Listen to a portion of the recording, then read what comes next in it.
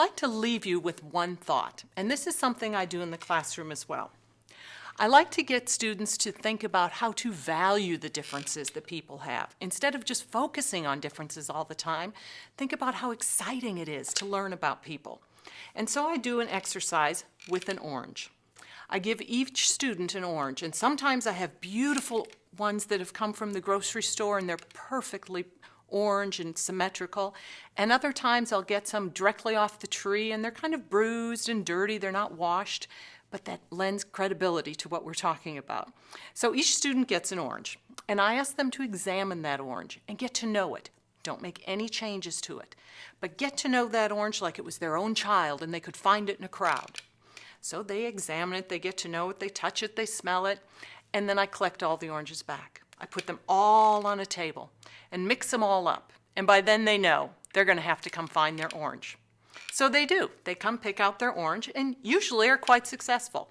Once in a while we have a few people bickering over whose orange is who, but usually they're able to find their own.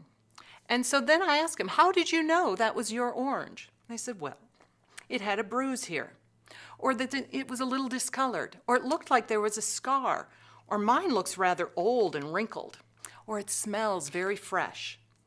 And I list those different characteristics on the board. And students look at that list, and I say to them, if someone walked in and looked at that list, would they know we were talking about a piece of fruit?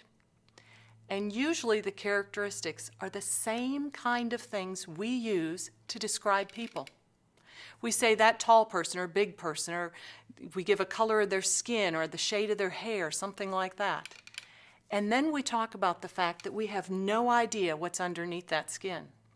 And just like when you eat an orange, you have to peel back the skin to find out what's inside. If it's a sweet, juicy orange, or if it's very dry and has lots of seeds. Same thing with people. We have to get to know them. We have to go beneath the surface to see what a person is like. And then I give them the acronym of ORANGE. The O stands to openly communicate. If we're going to get to know people, help them feel included and appreciate diversity, we need to learn to talk about it and feel comfortable with it. The R stands for respecting differences. How boring it would be if we were all the same. It's exciting to see how people are different. The A is to assume carefully.